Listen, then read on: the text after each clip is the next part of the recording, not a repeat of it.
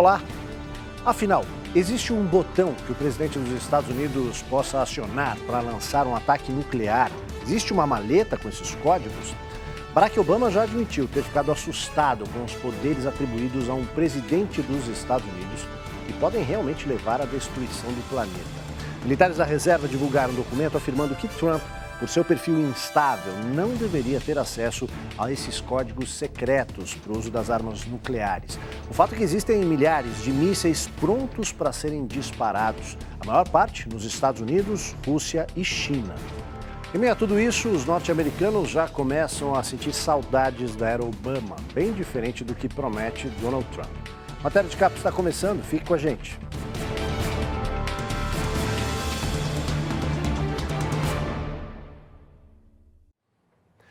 Pouco antes de assumir o poder para o primeiro mandato, em 2008, o presidente Barack Obama, ao receber os primeiros códigos do armamento nuclear norte-americano, ficou tão assustado que virou-se para os assessores e disse: ainda bem que essas janelas têm grades, porque do contrário eu poderia pular daqui.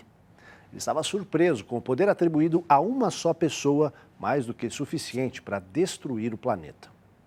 This weekend, as we search for ways to bridge our differences, na condição de comandante supremo das Forças Armadas dos Estados Unidos, o presidente é o único que pode emitir uma declaração de guerra ou uma ordem para ataque com armas nucleares. Agora, esses poderes serão transferidos de Obama para Donald Trump, que já começou a receber os códigos do poderio nuclear, os chamados segredos mais profundos do país.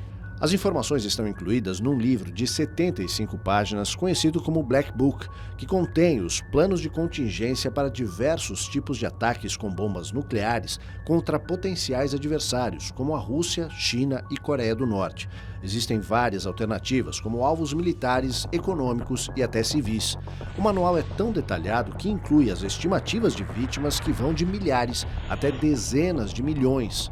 Fontes familiarizadas com os detalhes dizem que alguns deles chegam a ser horripilantes, certamente se referindo a cenas que lembram os ataques contra Hiroshima e Nagasaki. Daí a reação de Obama, quando chegou a dizer que poderia pular de uma janela, depois de tomar conhecimento dos poderes que tinha nas mãos.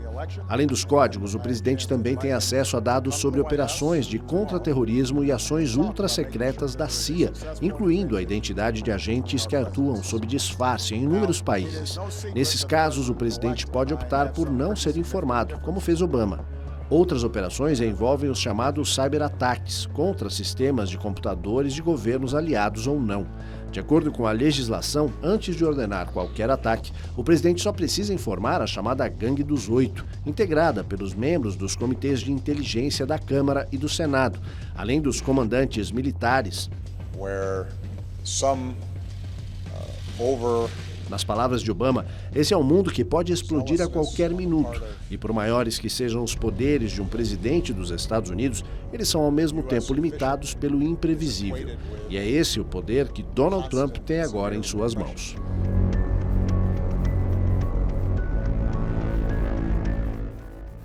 Afinal, existe o chamado botão para disparar um ataque nuclear e a famosa maleta com os códigos secretos. Será que existe? Vamos esclarecer essas dúvidas. Não, o presidente dos Estados Unidos não dispõe de um botão para lançar ataques com armamento nuclear. Isso não passa de ficção. Mas a maleta com os códigos secretos existe e ela está sempre a poucos metros do local onde o presidente se encontra. 5 oficiais do Exército, Marinha e Aeronáutica são encarregados de cuidar da pequena mala de alumínio, revestida de couro, e de transportá-la nas viagens presidenciais. Seu peso é de 22,5 kg. Na linguagem militar, ela é chamada de bola de futebol. Ali estão guardadas as séries de números e letras para ordenar os ataques.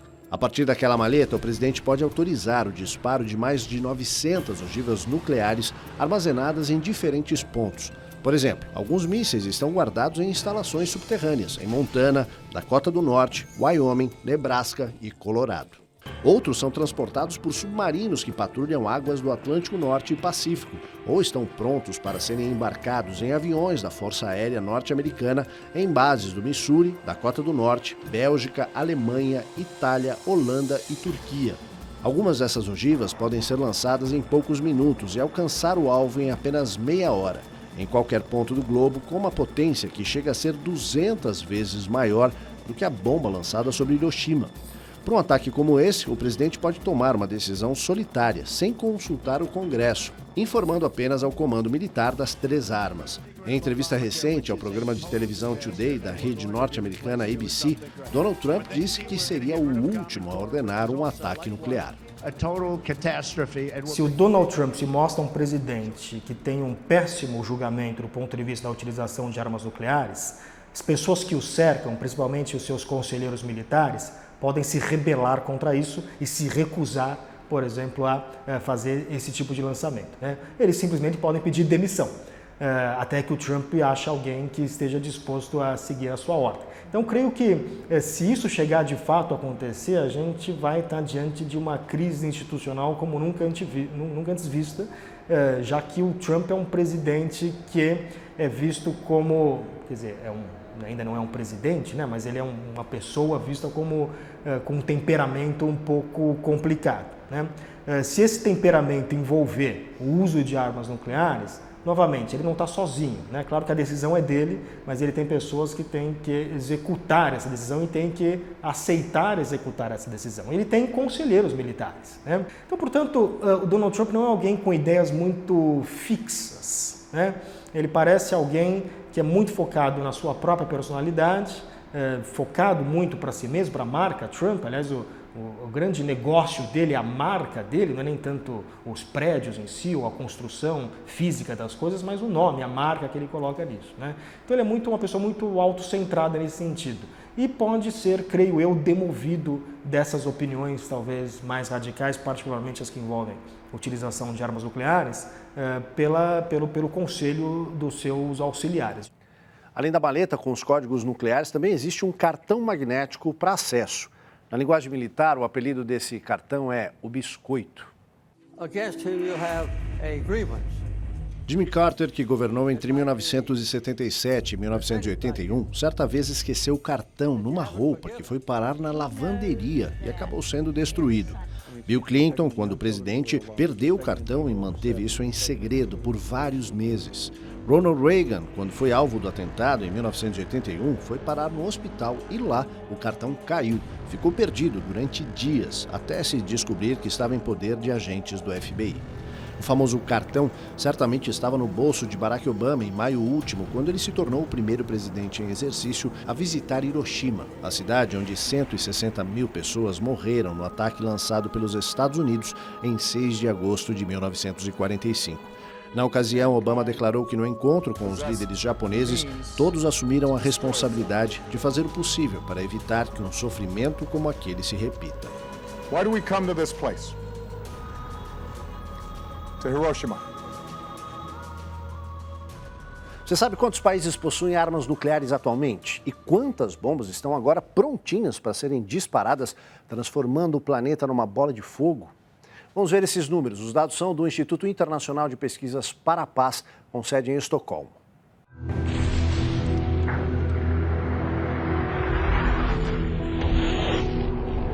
Nove países têm hoje armas nucleares. O maior arsenal pertence à Rússia, 7.290 ogivas. Seguem-se os Estados Unidos com 7.000 e a França com 300. Depois vem a China com 260 e o Reino Unido com 215. O Paquistão tem entre 110 e 130 e a Índia entre 100 e 120. Israel tem cerca de 80 e a Coreia do Norte, recém-chegada ao clube atômico, tem pelo menos 10. Entre as mais de 15 mil bombas, 4.120 estão prontas para serem disparadas, seja por mísseis de curto, médio e longo alcance, seja por submarinos, ou então estão guardadas em bases aéreas para serem lançadas de aviões. Os especialistas do SIPRI, sigla do Stockholm International Peace Research Institute, constataram que o número de ogivas nucleares vem diminuindo lentamente, porém a capacidade de destruição vem aumentando. Os Estados Unidos vão gastar 348 bilhões de dólares nos próximos 10 anos no programa de modernização do seu arsenal nuclear. Rússia, China e as demais potências nucleares não revelam quanto investem nesse tipo de armamento.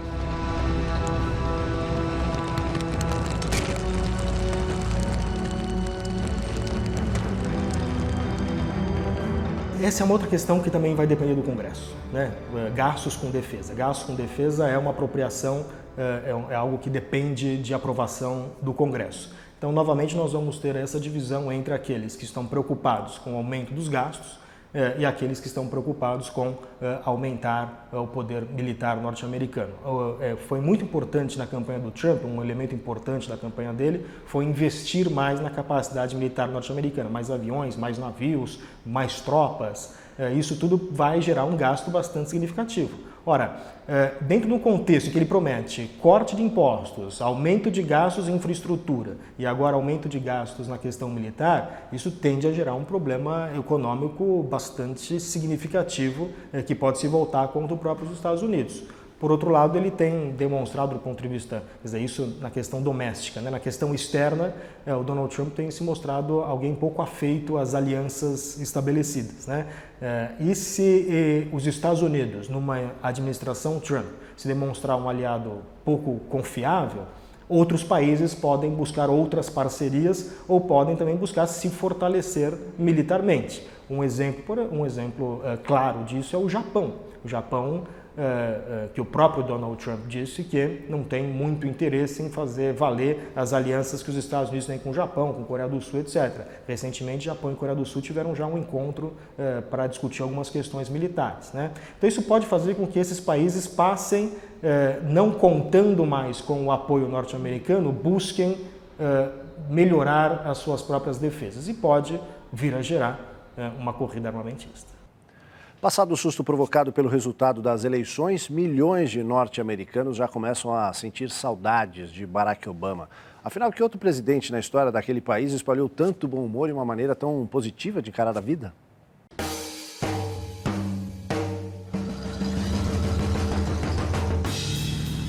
Em que outra época você vai ver uma cena como essa, com a participação de um presidente norte-americano? O comediante Jerry Seinfeld, um dos criadores da melhor série de TV sobre o nada, chega de maneira informal à Casa Branca.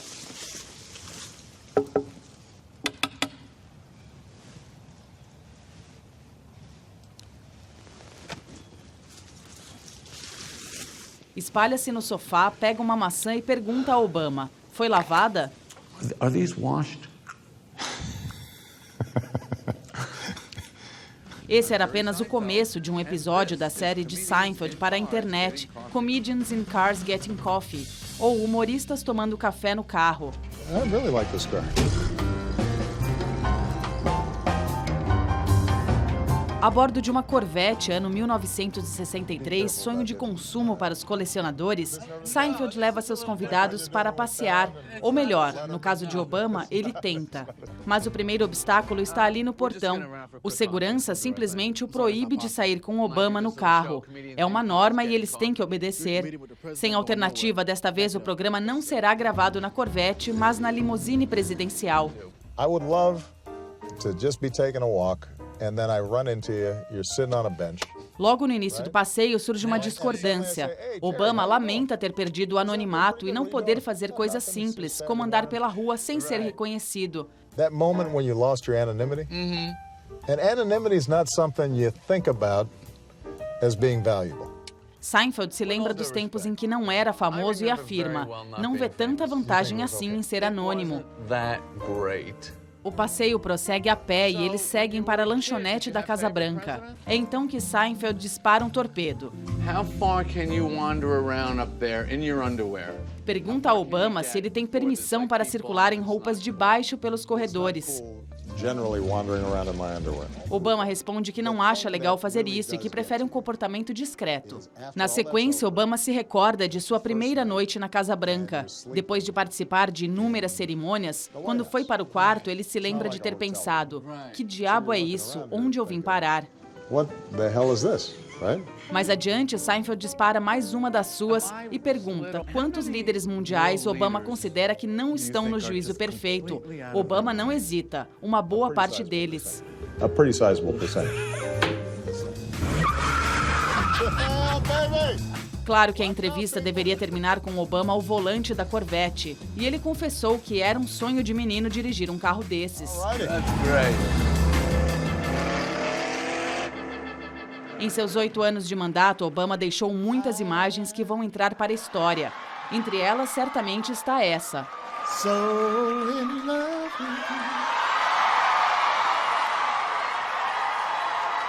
E esta outra, reparem quem está no fundo, ninguém menos que B.B. King e Mick Jagger, mas a grande atração mesmo era ele.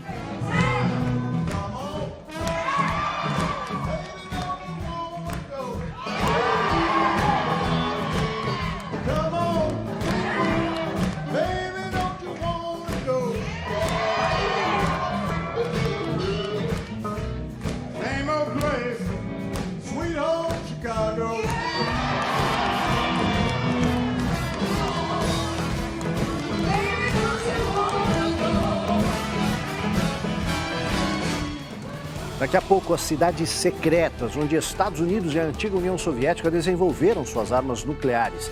E mais, em documento dirigido à nação, ex-oficiais norte-americanos defendem que Donald Trump não tem acesso aos códigos secretos das armas nucleares. A gente volta já.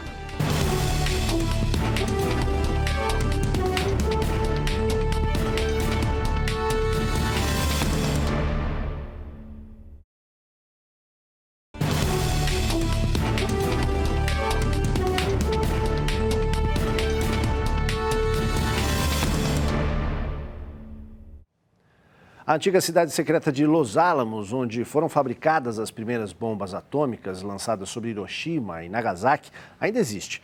Hoje ela não está mais isolada, mas ainda se fazem pesquisas com armas nucleares por lá. Los Alamos, Novo México. Foi lá que um grupo de cientistas desenvolveu as primeiras bombas atômicas dos Estados Unidos, sob o manto de sigilo do chamado Projeto Manhattan, dirigido pelo cientista Robert Oppenheimer. No início da década de 1940, a cidade foi erguida da noite para o dia para abrigar militares, cientistas e equipes de segurança. Todos os envolvidos no projeto moravam lá e não podiam ter contato com pessoas de fora, e muito menos falar sobre o que estavam fazendo. A pequena comunidade tinha moradias, mercados, escolas, postos de saúde e tudo que fosse preciso para evitar contato com outras pessoas. Moradores de áreas vizinhas eram proibidos de se aproximar e é claro que todo esse sigilo deu margem a suspeitas. Nas cidades próximas comentava-se que na colina, como o local era conhecido, estavam sendo fabricados gases tóxicos, armas secretas e, para aqueles de imaginação mais solta, de lá sairiam os primeiros raios mortais para uso na guerra. Apesar dos rumores, quase tudo que se passava lá era mantido em segredo. Até que no dia 6 de agosto de 1945, depois que a primeira bomba foi lançada sobre Hiroshima, o pequeno jornal local saiu com a seguinte manchete: "Agora se pode falar em voz alta sobre aquelas histórias da colina." Em longa matéria assinada pelo repórter William McNulty, que entrou para a história do jornalismo norte-americano, o jornal revelava o ambiente de censura que cercou a cidade durante anos. Os jornais eram proibidos de publicar notícias até mesmo sobre a existência do local.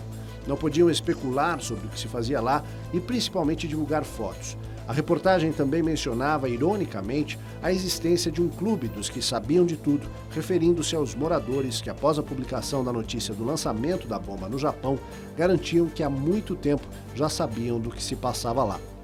Hoje, Los Alamos é uma cidade próspera, de cerca de 20 mil habitantes. Lá existem muitas empresas da área de tecnologia e, por incrível que pareça, ainda se fazem pesquisas sobre armamentos nucleares na região. Entre os antigos moradores da base, as opiniões se dividem. Alguns dizem que o resultado daquele trabalho ajudou a pôr fim à Segunda Guerra Mundial. Outros preferem acreditar que lá foi produzido o armamento que matou centenas de milhares de pessoas.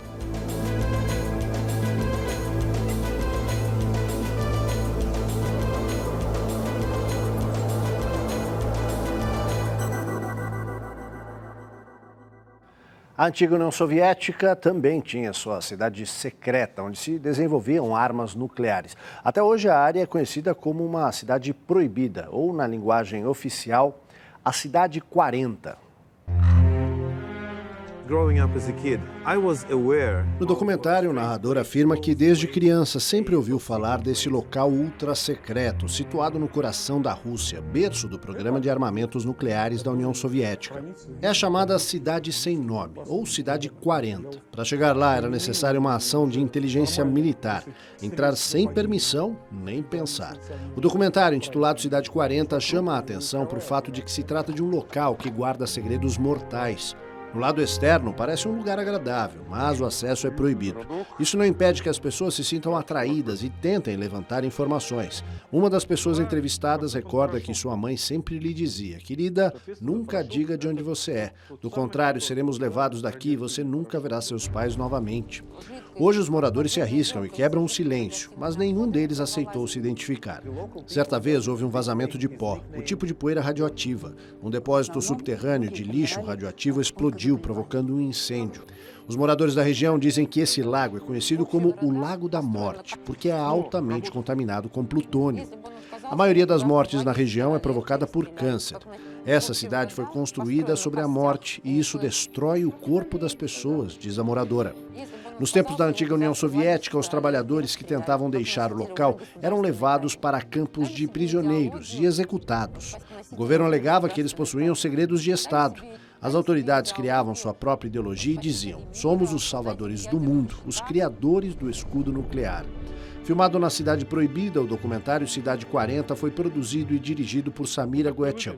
Hoje, muitos moradores dizem ter se acostumado e não se importam de viver lá, mesmo sabendo da contaminação do solo e das águas. Para o bem ou para o mal, nos deixem em paz, pede esse homem. Minha mãe diz: deixe os segredos do Estado permanecerem secretos.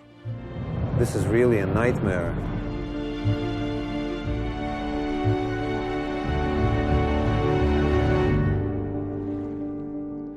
10 integrantes do alto escalão do governo norte-americano assinaram um documento afirmando que Donald Trump não deveria ter acesso aos códigos secretos para o uso das armas nucleares dos Estados Unidos. Em carta dirigida à população, os oficiais que já ocuparam postos de comando em bases de armazenamento de mísseis de longo alcance defendem a formação de um comitê de especialistas que ficaria encarregado de analisar as situações de emergência e sugerir procedimentos a Trump. Os militares acreditam que Trump não tem o temperamento necessário para lidar com uma ameaça de ataque nuclear. Segundo os especialistas, em caso de um alerta de radar sobre possível ataque, Trump poderia receber uma análise da situação em apenas 30 segundos e teria de 3 a 12 minutos para tomar uma decisão com base na avaliação dos especialistas. O grupo responsável pelo documento é liderado por Peter Hulse, presidente da Geostrategic Analysis, que apresentou a ideia em recente encontro na Academia Naval dos Estados Unidos. O Trump ele vem de um pano de fundo de empresário, onde ele não está necessariamente acostumado a lidar com as particularidades da política. Né? E na política tem muita negociação e você tem muitos constrangimentos naquilo que você decide. Ele, como empresário, pode decidir uma coisa e o que ele fala é lei. Né? E ele está acostumado a mandar. Em termos do processo político norte-americano e de qualquer democracia, na verdade, há uma série de constrangimentos para as vontades do presidente. Nem sempre as vontades do presidente podem ser colocadas. Então, portanto, se ele não adota um tom mais conciliador, onde ele tenta trazer mais gente para o campo dele, isto porque fica impossível ele governar. Normalmente, o que a gente via nas outras campanhas eleitorais era que esse tom mais conciliador, de alguma forma, ele aparecia na campanha, ou seja, o candidato tinha um discurso durante as primárias e um outro discurso na campanha geral. O curioso dessa eleição é que o Trump manteve na campanha geral o mesmíssimo discurso que ele manteve nas primárias e ainda assim foi eleito. A questão é se ele manteria ainda esse discurso uma vez eleito. Como eu creio que nem ele mesmo esperava ser eleito presidente, ele naturalmente vai ter que rever algumas posições e já está revendo algumas delas. Quer dizer, acho que um gesto que ele fez, por exemplo, de chamar o Mitt Romney para conversar, pelo menos para explorar a possibilidade dele ser secretário de Estado, já demonstra uma tentativa de aproximação, pelo menos com o Partido Republicano. Então esse é um gesto de conciliação que não tem alternativa para o Trump a não ser fazer esse gesto, pelo menos no começo. A questão que a gente coloca em se tratando desse personagem em particular é quanto tempo que vai durar esse processo de conciliação. Em instantes, crianças pedem a Donald Trump que não seja um homem mau. E mais, os ponteiros do relógio do juízo final marcam a contagem para o apocalipse nuclear. Não saia daí.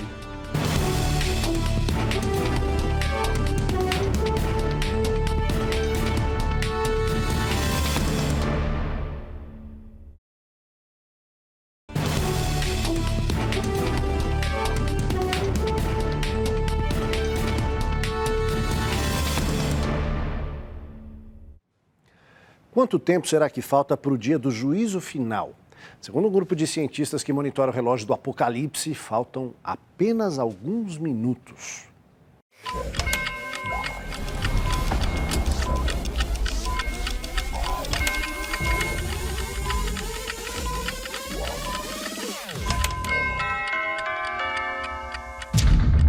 O relógio é uma simbólica estimativa de quanto estamos próximos de destruir o planeta. As principais causas seriam tensões nucleares e mudanças climáticas provocadas pelo aquecimento global. Nesse momento, o relógio está a apenas 3 minutos da meia-noite. E desde 2010, quando faltavam 6 minutos, o tempo vem diminuindo rapidamente. Em 2012, o Comitê de Diretores do jornal acadêmico Boletim dos Cientistas Atômicos, grupo que criou o relógio, moveu o ponteiro para 5 minutos e no ano passado para 3. O relógio do apocalipse foi criado em 1947, durante a Guerra Fria, e foi iniciado em 7 minutos para a meia-noite. Até então, o ponteiro foi alterado 21 vezes em resposta aos eventos internacionais. O Conselho de Ciência e Segurança do jornal lança um alerta às autoridades e aos cidadãos e cidadãs comuns, afirmando que a probabilidade de uma catástrofe global é muito alta e que as ações necessárias para reduzir os riscos de desastres têm de ser tomadas imediatamente.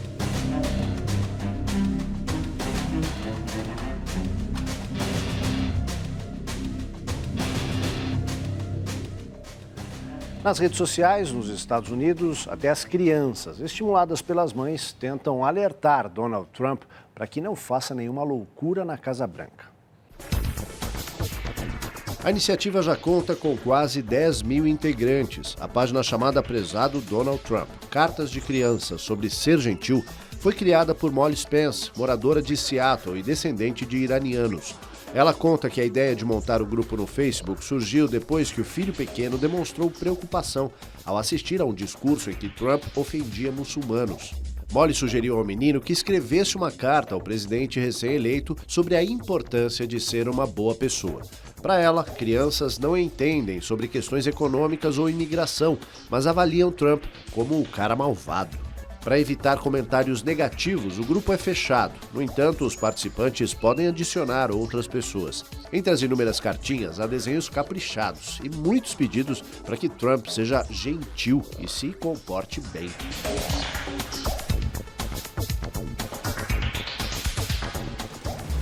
Passadas algumas semanas após as eleições presidenciais, os norte-americanos começam a descobrir que não sabem exatamente quem é o homem que elegeram. Durante a campanha, Trump dizia que iria retirar os Estados Unidos do Acordo do Clima. Agora diz que não é bem assim. Nos discursos também criticou várias vezes o New York Times. Eleito, visitou a sede do jornal e tentou se mostrar simpático com os repórteres e editores. E mais um sinal de mudança depois de ter escolhido o presidente Barack Obama como alvo durante meses, mudou de ideia. Diz que, após uma visita a Obama na Casa Branca, passou a acreditar que ele é um bom sujeito. É de se esperar que ele reveja mais vezes suas opiniões, a começar pelo estímulo que tem dado a grupos extremistas. Essa edição do Matéria de Capa fica por aqui. A gente volta na próxima semana, nesse mesmo horário. Uma ótima noite a todos e até lá.